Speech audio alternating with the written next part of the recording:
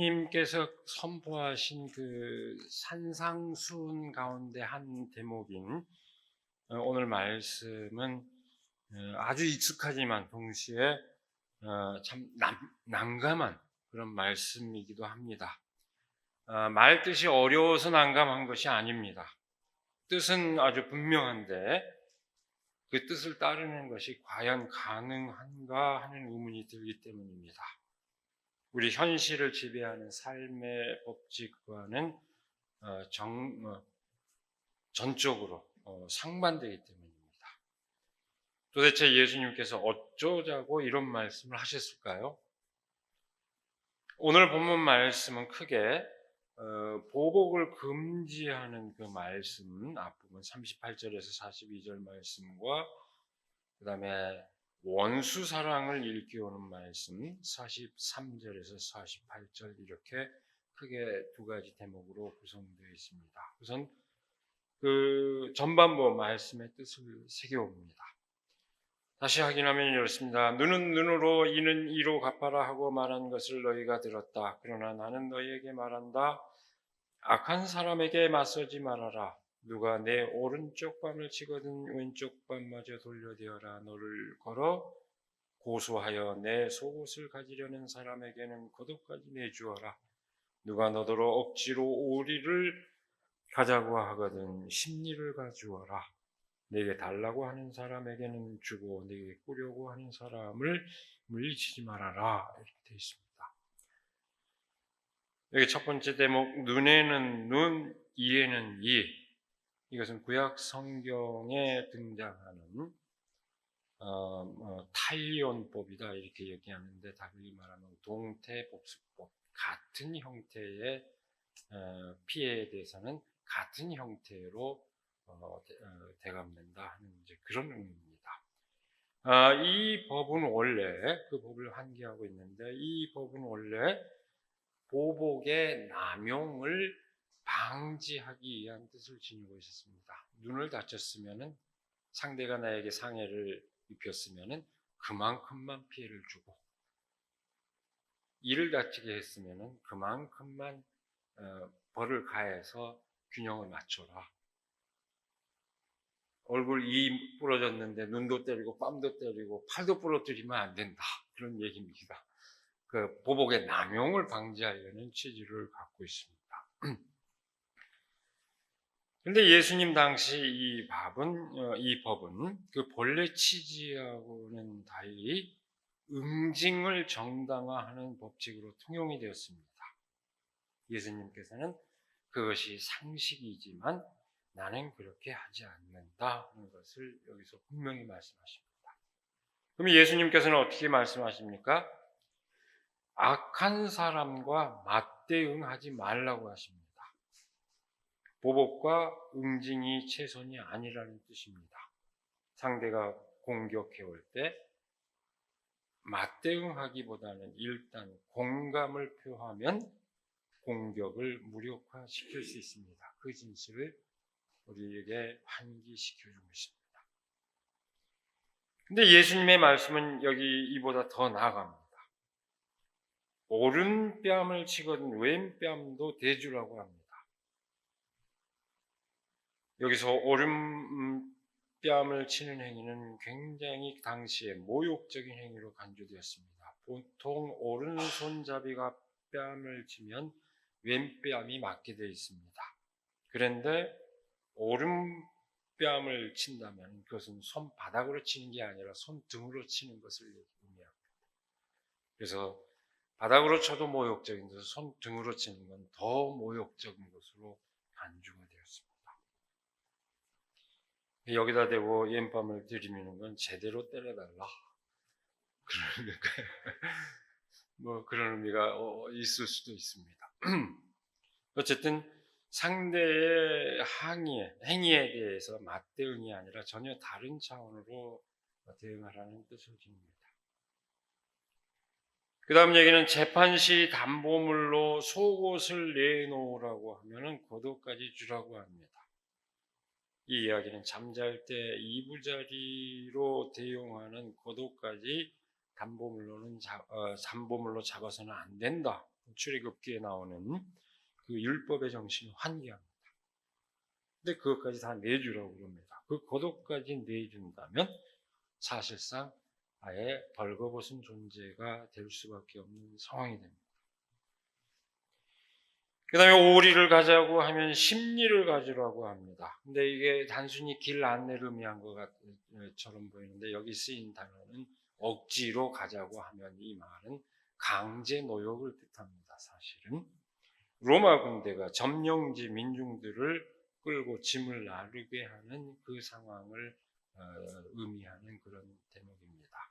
예수님이 십자가를 질 때 예수님이 지쳐 쓰러지니까 구레네 시몬에게 대신 십자가를 짊어지게 한 상황, 딱 그런 상황입니다. 그 다음에 꾸려고 하는 사람을 물리치지 말고 그 요구를 들어주라고 합니다. 우리 교회에서 두 번이나 공부한 도마복음서에서는 도마복음서 95절은 이렇게 얘기합니다. 아예 받을 생각 말고 꽂아라. 이렇게 얘기까지 합니다. 여러분, 상식적으로 판단할 때 아주 난감합니다. 상대에 대한 공감은 받아들일 수 있다고 하더라도 그 이상의 희생까지 감수하라는 이야기는 받아들이기 쉽지 않습니다. 도대체 이 말씀의 근본 뜻, 깊은 뜻이 어디에 있을까요? 적의를 가진 상대에게 동일한 적의로 맞서는 대응을 해서는 그걸 막을 길이 없다는 것을 뜻합니다. 그 적의를 무력화할 행동을 취할 때 근본적으로 그 적의를 막을 수 있다는 얘기입니다. 1차적인 의미는 그렇습니다. 그런데 그것은 당하는 자의 무력감을 나타내는 것이 아니라 오히려 강한 의지를 드러냅니다. 내가 당하고 있으면서도 그보다 더한 것도 당할 수 있다 하는 자세는 굴종이 아닙니다. 굴종이 아니라 상대가 네가 암만 그렇게 해도 네가 나를 지배할 수 없다 하는 것을 드러내는 오히려 그런 결기를 드러내는 것입니다. 그때 상대는 멈칫할 수밖에 없습니다. 결국 상대의 성찰을 불러일으키는 것입니다. 물론 현실에서 꼭 그렇게 되는 것만은 아닙니다. 이 무지한 자들은 그러면 기고만장해서 더 심한 폭력을 가해오기도 합니다. 그러나 오늘 이 예수님의 그 말, 그럼에도 불구하고 이 말씀은 인간관계의 어떤 근본적인 도리를 우리에게 일깨워주고 계십니다. 또 한편 언뜻 보기에 이 말씀은 정의를 무시하는 것처럼 보이는 것도 사실입니다. 하지만 이 말씀은 정의를 무시하는 게 아닙니다. 더 고차원의 정의를 우리에게 일깨워줍니다. 오늘 말씀의 앞에 5장 20절에 보면은 이렇게 되어 있습니다. 너희의 의가 율법학자들과 바리새파 사람들의 의보다 낫지 않으면 너희는 하늘나라에 들어가지 못한다. 이렇게 되어 있습니다. 그 맥락에서 오늘 말씀이 선포되어 있습니다. 통상적인 정의를 넘어서는 더 나은 정의, 다시 말하자면 하늘나라의 임재를 바라는 그 입장에서 바라보는 정의를 말합니다. 그 정의는 아까 얘기했던 탄료법, 눈에는 눈, 이에는 이. 이 법이 함축하는 정의가 뭘까요? 그는 상호 균형을 맞추는 그야말로 산술적인 정의입니다. 거기에 해당하는 것들이 오늘날 어떤 정의가 있을까요? 잘못된 것을 바로잡는 교정정의, 대개 형벌이 그런 것들이 해당합니다. 그 다음에 또 뭐가 있을까요? 똑같은 등가물을 교환하는 상거래에서 이루어지는 교환정의, 이런 것들이 대개 그런 산술적인 정의입니다. 똑같은 것은 똑같게 한다. 이런 것을 뜻합니다. 근데 이 정의는, 오늘 말씀에서 말하는 정의는 그 산술적인 정의를 넘어섭니다. 그뿐만이 아니라 그 정의는 그 산술적 정의를 넘어설 뿐만이 아니라 기여한 몫에 비례하는 분배 정의의 원리마저도 넘어섭니다. 우리가 각자의 몫을 나누는 것은 기여한 몫에 따라서 나누는데, 이건 사실은 교환 정의하고는 다른 차원입니다. 그 비례적 정의 원리마저도 넘었습니다. 그야말로 하늘나라의 정의, 하나님의 정의라고 말할 수밖에 없는 정의입니다. 사실 하늘나라에는 정의가 필요 없습니다만, 이미 모든 것이 다 온전하기 때문에 필요 없습니다만, 굳이 말한다면 그렇게 이름할 수밖에 없는 정의입니다. 다시 말하면 정의라고 하는 게 각자의 몫을 배분받고 자기 스스로의 존재를 인정받는 것을 뜻하는데, 각자의 몫을 보장받고 인정받기 위해서 다투어야 하는 사태가 사라지는 관계, 굳이 그렇게 얘기하지 않아도 모든 사람들의 관계가 온전해지는 관계, 다시 말하면 적대가 사라지는 관계를 이루기 위한 삶의 방식으로서 근본적인 그 정의를 일깨워주고 있습니다. 바로 그 점에서 예수님의 가르침은 완전히 사람들의 통상적인 상식을 완전히 벗어납니다. 물론 이 가르침은 철저하게 개인적인 인간관계에서 타당한 윤리적 원칙일 수 있습니다. 집단이나 국가 사이에서도 이런 그 원칙이 과연 타당성을 지닐 수 있을까, 적용될 수 있을까 하는 의문이 제기될 수 있습니다. 신학자 라인홀드 니버라고 하는 분은 바로 그 문제를 갖고 고심했습니다. 도덕적 인간과 비도덕적 사회라는 그 책에서 딱 그 문제를 통찰했습니다.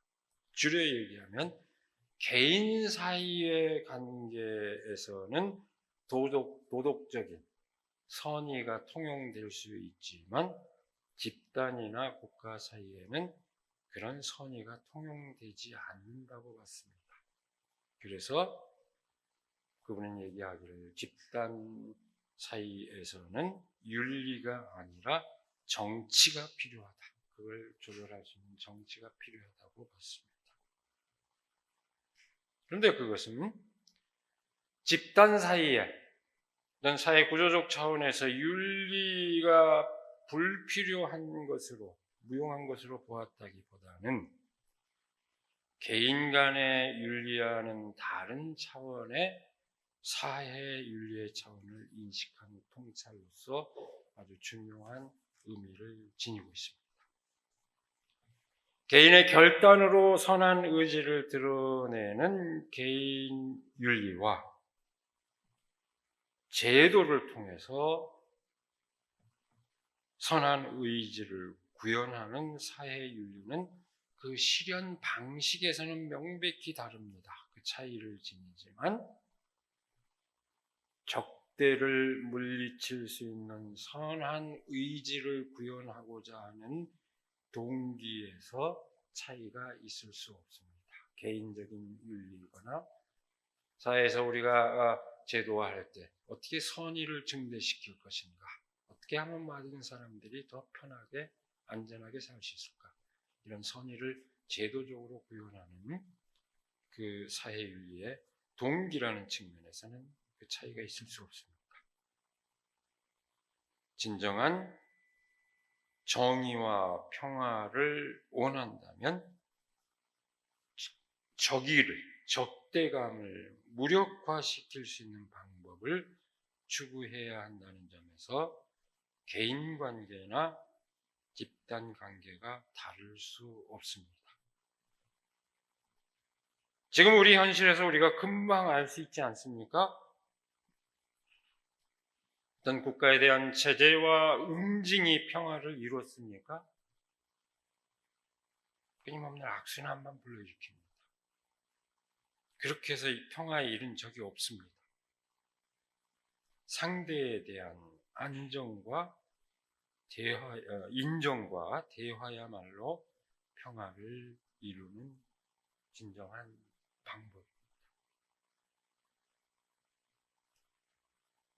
우리 사람들의 평범한 삶 가운데서 이루어야 할 최고의 윤리를 선포한 예수님께서는 그 윤리를 가능하게 하는 가장 근본적인 원리를 다시 일깨워 줍니다. 오늘 우리가 읽은 두 번째 대목의 말씀입니다. 원수를 사랑하여라. 여러분, 이 말씀은 우리 그리스도교 신학에 대한, 기독교에 대한 초보적인 상식만 가지고 있는 사람도, 설령 기독교인이 아니라고 하더라도 예수님이 가르치신 가장 중요한 말씀이라는 것, 가르침이라는 것을 다 압니다. 세상 모든 사람들이 다 압니다. 원수를 사랑하여라. 도대체 우리는 이 말씀을 어떻게 받아들일 수 있을까요? 이 얘기를 하는 이 대목의 말씀은 아주 짜임새가 있는 구조를 갖추고 있습니다. 그리고 그 논리 또한 명쾌합니다. 딱 줄여 얘기하자면 원수마저도 사랑할 수 있을 때 진정으로 사랑이 완성된다는 의미입니다. 내 이웃을 사랑하고 내 원수를 미워하여라 하고 말한 것을 너희는 들었다. 그러나 나는 너희에게 말한다. 너희 원수를 사랑하고 너희를 박해하는 사람을 위하여 기도하여라. 성경에 이 말을 들으면 옛날 율법에서 원수를 미워하라고 했는가? 성경에 원수를 미워하라고 한 얘기는 없습니다. 원수를 미워한 사람들의 얘기는 많이 나오지만 성경의 하나의 그 가르침으로서 원수를 미워하라고 얘기한 제목은 없습니다. 오히려 구약 성서에도 원수 사랑을 일깨운 대목이 많습니다. 출애굽기에도 나오죠, 레위기에도 나오죠, 욥기에도 나오죠, 잠언에도 보면 나오죠. 수없이 많이 나옵니다. 예수님이 처음 가르친 것은 아닙니다. 근데 예수님은 이것을 그리스도인의 제자됨의 가장 중요한 징표로 삼았다는, 선언하고 그 표지로 삼았다는 점에서 중요한 의의를 가지지 예수님이 비로소 가르친 것만은 아닙니다. 어쨌든 구약에서도 이렇게 많이 나오는데, 다만 너희가 원수를 미워라고 하는 얘기를 듣지 않았느냐라고 반문하는 것은 당대에, 예수님 당대에 유대교 일파 가운데서, 유대교의 한 파 가운데서 그렇게 주장하는 자들이 있었기 때문입니다. 원수를 미워해야 된다, 당연하다라고 생각하는 그런 사람들이 있었기 때문에 그것을 의식하고 말씀하신 것입니다. 예수님께서 원수를 사랑하고 박해하는 사람을 위해 기도하라고 한 이 말씀은 그 원수가 곧 자신을 박해하는 사람이라는 것을 시사합니다. 나와는 다른 외부 사람이요, 심지어는 나와는 적대적인 관계에 있는 사람입니다. 그 사람을 사랑하고 그 사람을 위해 기도할 수 있을 때 우리는 진정한 하나님의 자녀가 된다는 것을 말합니다. 하나님께서는 악한 사람에게나 선한 사람에게나 똑같이 해를 떠오르게 하시고 의로운 사람에게나 불의한 사람에게나 똑같이 비를 내려주신다. 이 말씀은 원수를 상대화시킵니다. 무슨 얘기냐면은 내가 절대적인 악으로 간주하는 원수라도 하나님 앞에서는 내가 선으로 간주하는 형제 자매와 동등하게 보일 수 있다는 것을 말합니다. 나에게는 악이지만 상대에게는 나름의 정당성이 있을 수 있고, 나에게는 선이지만 상대에게는 정당성이 없어 보일 수도 있는 그런 관계를 환기해 줍니다. 너희를 사랑하는 사람만 사랑하면은 무슨 상을 받겠느냐? 이 말씀은 그 의미를 더 분명하게 드러내줍니다. 세리도 이방인도 그만큼을 한다는 사실은 누구나 자기 사람을 대하는 방식은 다 똑같다는 그 사실을 환기합니다. 사람들이 이해관계로 얽혀 있고 그 이해관계 안에서 성실한 상호 의무를 다하는 것으로는 새로운 세계가 절대로 열리지 않습니다. 돌고 돌 뿐입니다. 대가를 기대하는 동기를 넘어서 그것을 넘어선 선의가 넘쳐날 때 비로소 세상은 달라집니다. 하나님의 자녀로서 자처한다면은 하나님처럼 완전하게 되어라 하는 것이 오늘 본문 말씀의 결론입니다. 하나님의 인도하심에 온전히 자신을 개방하라는 뜻입니다.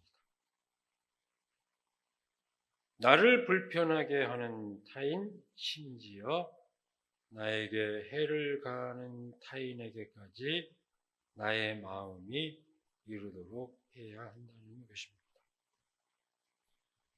여러분, 우리는 오늘 말씀을 그렇게 새겼습니다.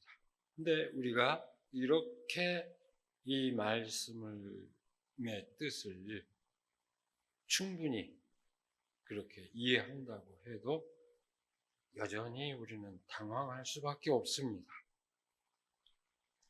도대체 어떻게 감히 우리가 그렇게 할 수 있단 말인가? 우리는 여전히 난감할 수밖에 없습니다. 우리는 도저히 도달할 수 없는 그 이상을 이 말씀이 얘기한 것으로 그렇게 받아들일 수밖에 없습니다. 여러분, 이 말씀의 의미를 처음 생각하고 강조했던 사람들 역시 우리와 다르지 않았을 것입니다. 이 말씀을 전하고 있는 마태복음은 유대 전쟁의 상처를 아주 깊게 반영하고 있는 복음서입니다. 그 상황을 곳곳에서 그 전쟁의 상황을 드러내주고 있습니다. 반영하고 있습니다.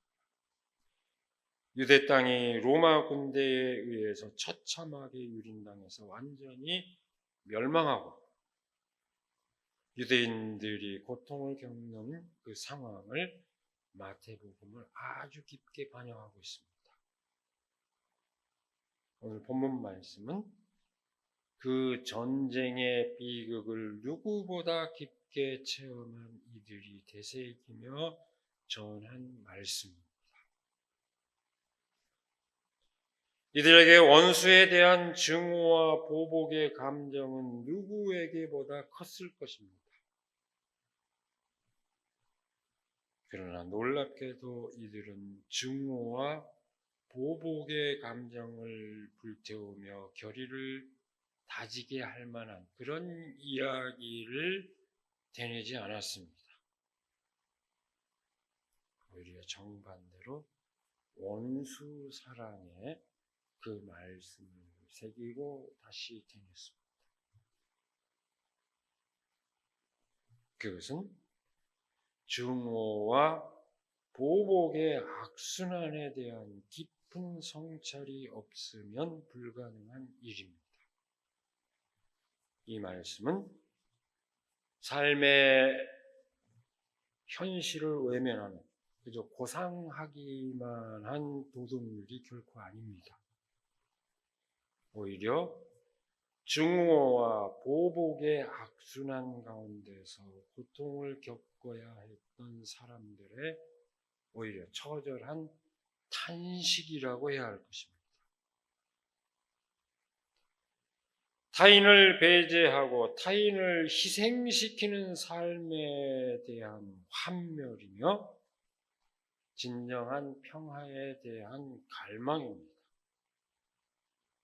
이 말씀은 악에 대한 응징으로 선한 세계를 이룰 수 있다고 믿으며 군사적인 대응을 최선으로 아는 세력들에 대한 경고입니다.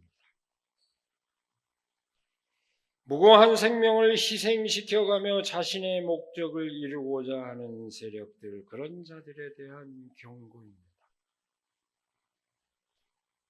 동시에 나밖에 모르고 다른 사람을 배제하는 모든 사람에 대한 경고입니다.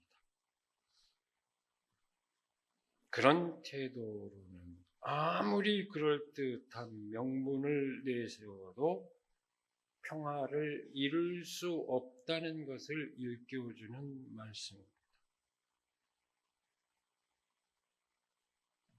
지금 바로 우리가 처해 있는 현실 가운데서 우리는 이 말씀의 의미를 더욱 절감할 수밖에 없습니다. 그 이름을 입에 담지 않겠습니다. 아무개가 벌이는 광란의 짓을 더는 눈뜨고 볼 수가 없습니다. 자기 가족과 자기 세력의 이익을 지키는 데는 결사적이지만 국민의 생활은 아랑곳하지 않습니다. 국민을 분열시키고 갈등의 늪에 빠뜨리고 있습니다. 남북은 그야말로 일촉즉발의 상황으로 치닫고 있습니다. 얼마나 지금 흉흉한 상황이고 정말로 어찌 될지 모르는 상황까지 돼버렸습니다. 교회마저 광란의 소용돌이에 빠져 있습니다.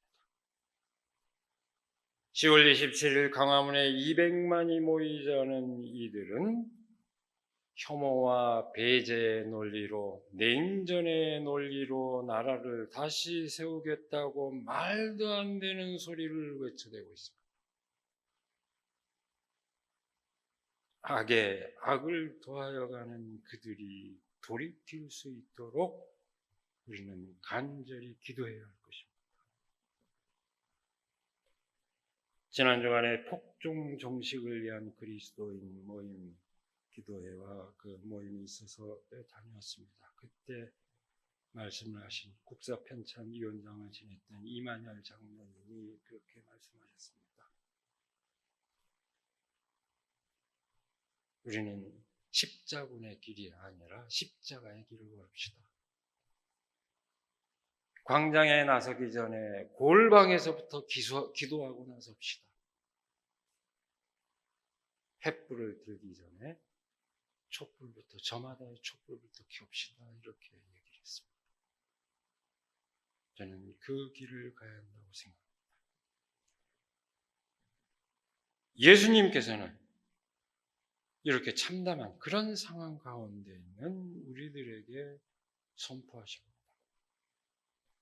악을 악으로 대응하는 것은 끊임없는 악을 양산해낼 뿐 아니라 더 거대한 악을 만들어낸다는 것을 일깨워주고 있습니다. 너희의 하늘 아버지께서 완전하신 것 같이 너희도 완전하여라. 감히 우리가 어떻게 완전하게 될 수 있을까요? 이 말씀은 우리의 존재 자체가, 타인에게 다가서는 나의 존재 자체가 하나님의 현존을 드러내는 놀라운 사건이 될 수 있다는 것을 일깨워줍니다. 하나님의 이름으로, 예수 그리스도의 이름으로 모인 교회 공동체 안에서 우리는 끊임없이 그 가르침을 환기하고 스스로 체험할 수 있어야 합니다. 타인을 배제하고 증오함으로써가 아니라 감싸 안고 사랑함으로써 진정한 세계가 열린다는 그 믿음으로 나아가는 것이 그리스도인 공동체의 본분입니다. 서로의 존재를 인정하고 그 안에서 서로 하나님의 현존을 깨닫는 체험이 없다면, 그 체험을 포기한다면 교회에는 존재 이유가 없습니다. 만약에 그렇게 된다면 또한 동시에 세계에도 희망이 없습니다. 예수님께서는 그 희망 없는 세계에 마침표를 찍고 부단히 새로운 세계를 향해 나아가도록 오늘 이 말씀을 통해서 우리를 일깨워주고 계십니다. 오늘은 우리 교회가 지키는 추수감사절입니다. 무엇보다도 한결같이 그 믿음을 지키며 정도를 걸을 수 있게 해주신 그 은혜를 저는 감사드리고 여러분 또한 그렇게 느끼시기를 바랍니다. 그 사랑의 은혜를 감사하면서 진정으로 우리가 풍요로운 삶을 누리게 되기를 시간에 간절히 기원합니다. 기도하겠습니다. 아름다운 계절, 아름다운 날을 주시고 하나님께서 우리에게 한없이 베푸시는, 악한 사람이나 선한 사람 그 모두에게 한없이 베푸는 놀라운 그 은혜의 손길을 다시금 실감하게 하여 주시는 그 은혜를 감사드립니다. 하나님, 우리가 저마다 자기 의의를 자랑하지만 하나님 앞에서 과연 우리가 어떤 마음으로, 어떤 자세로 살아가야 할지 다시금 우리가 말씀을 통해서 깨닫습니다. 악에 악을 더 쌓는 그 일에 우리가 가담하지 않게 해주시고 그것을 끊어내고 진정으로 사람과 사람이 사랑과 신뢰로 사람과 사람으로 만날 수 있는 그런 세계를 이루기 위해서 헌신할 수 있도록 저희를 인도하여 주시옵소서. 이 감사의 계절에 그 희망찬 삶을 보여주시고 그 길로 인도해 주신, 그 삶에 나설 수 있도록 해주신 그 은혜에 감사하게 하여 주시옵소서. 우리 주 예수 그리스도의 이름으로 기도드리옵나이다.